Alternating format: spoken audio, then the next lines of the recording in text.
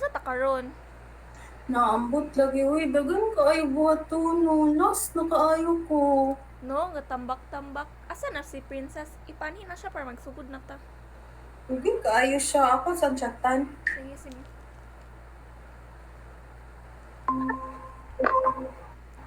Hi, kadugay. Sorry kayo guys, daghan di ko gibuhat na requirements. Uy, na-busy jud kay ko, kabi na jud kayo kakapoy. Dobi, mag-unsa man ta karon? Ambot, kabalo ba mo? Wala ko'y focus, wala ko'y gana. Sa tanan karon, normal ra ni? Uy, na ako nakita nga TikTok do. Explain siya og mga factors nga no ang students karon kay walay motivation ug attention. Labi na sa online learning. Ako isan sa inyo ha. Asa imo isan? Sige daw. Saan ako sa TikTok? Sige. Nasaan na? Tanaan niyo. Anara.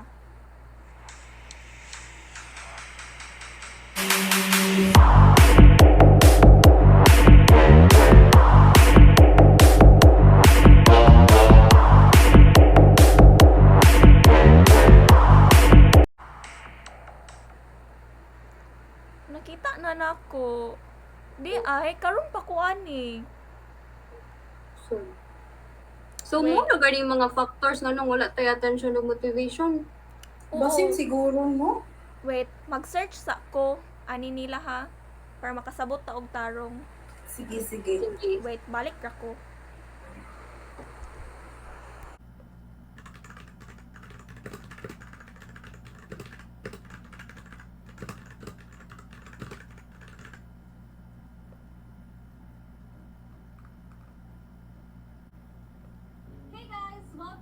Welcome back to my YouTube channel. So for today's video, we will be talking about what are the brain chemicals that affect our motivation and our attention, especially during this pandemic where we are enrolled in online learning. So today, I will be sharing with you two neurotransmitters, namely serotonin and cortisol. So enough of this lengthy introduction, let's get right through it.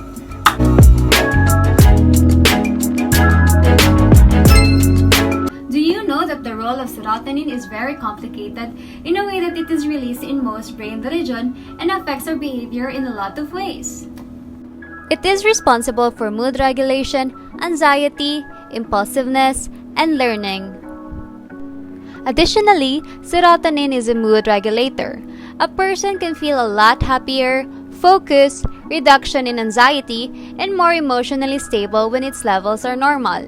So you may ask, why do students feel motivated during face-to-face classes rather than online classes? Well, I have an answer for you. In a classroom environment, this hormone level goes high whenever students interact with each other. Not only that, teacher-student interaction can also uplift everyone's mood, making the atmosphere positive with increases serotonin level. A study of Messi on motivation and attention in online learning reveals that the lack of students' interaction with their teachers, classmates, peers, and teachers' feedback can lower serotonin and can greatly affect the students' motivation and attention. With that explanation, we can say that there are lower motivation and attention during online classes in comparison to face-to-face classes. Now let's move on to cortisol. So what is the relationship between the cortisol and our online classes? Cortisol is known as the primary stress hormone. Consequently, too much screen time is one of the reasons why students do not perform well in class. This is an effect of the high-level neurotransmitter cortisol when it is released. To explain, the increase of blood sugar levels and the decrease of the response of the immune system are both responsibilities of the cortisol in the body function. In result, excessive use of devices by adolescents has a great negative impact. So that's about it. I hope that you have learned about the two neurotransmitters and its relationship with the students' motivation and attention during online learning. Thank you for watching this video and see you next time.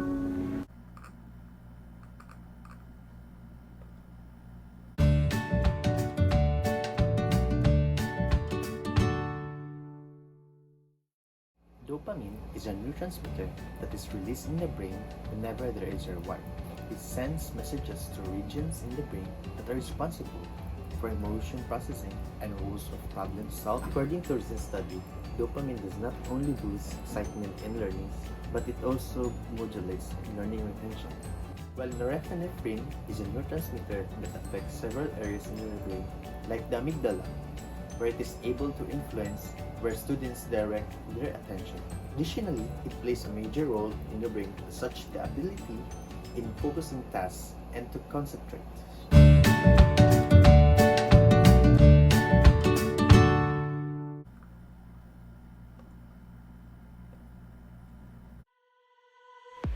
Hello and welcome to another episode of Study with Me. Today we are going to talk about COVID-19. Did you know there are effects of COVID-19 in the nervous system? If you want to know, keep on watching! The COVID-19 pandemic has resulted in the neurological complications caused by morbidity and mortality that greatly affects individuals. Because of the virus severity, which has resulted in a high number of hospitalizations and deaths, families and relatives of the people who have been infected by COVID-19 face deep distress. This pandemic affects our mental health in a variety of ways, including anxiety, depression, and traumatic situations. It has also had an impact on people's personalities, lifestyles, and demography.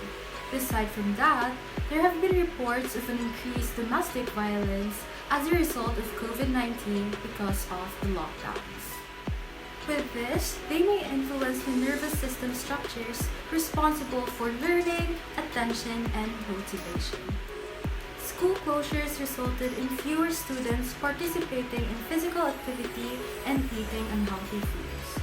There is also a considerable increase in anxiety and self-harm, as well as domestic violence in some cases. While it is somewhat convenient for students to study in the comfort of their homes, the need to socialize and find stress relievers is also important in maintaining a balanced school routine and the students' well-being. COVID-19 pandemic showed a significant number in mental health issues and situations of psychological aggression within relationships. As human beings, we are constantly triggered by stress. Initial reactions include physical symptoms such as disruption of breath, freezing, or not being able to move out of nervousness or fear. The way our brain works is through the stress response system.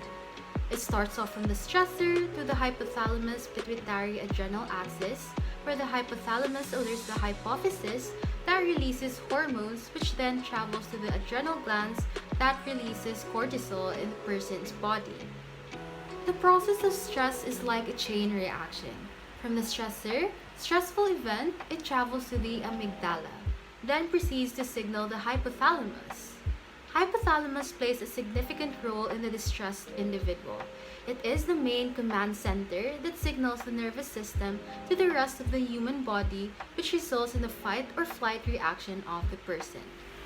In relation to the COVID-19 pandemic, it can have an effect on the nervous system structures that respond to stressors as in pre-pandemic.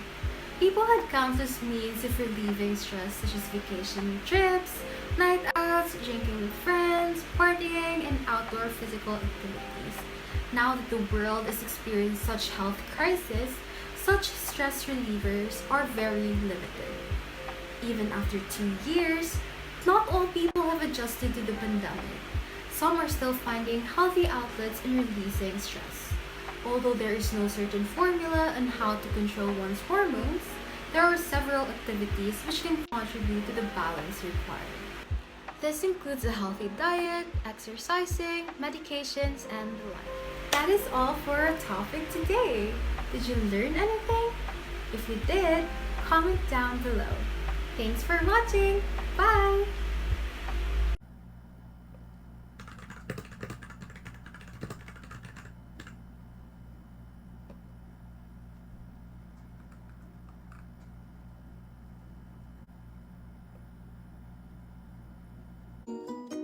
Hello.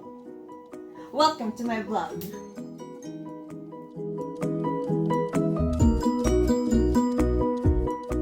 As we are all aware, brain development can be a contributing factor to the effects of online learning on learning towards attention and motivation. Here on a study by Nelson and Tierney 2009, stages of development consist of neurulation, proliferation, cell migration, differentiation, synaptogenesis, synapse pruning, and myelination.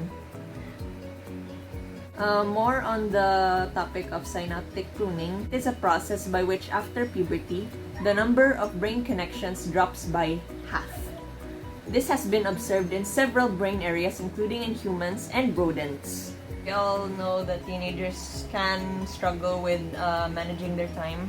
Teenagers can function smarter and take control of their learning because of their neuroplasticity, which is the ability to modify the structure and function of the brain, as according to scientific research in 2021.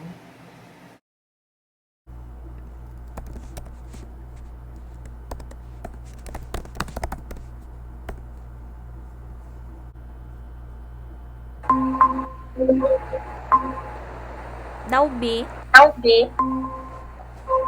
Lagi di atong Informative kayo imong gipang send. Nagito yung mga research nga ga-explain, di ba? Lagi. Nice siya. Sige na, mag-start na ta sa itong bato nun ta. Okay. Ta.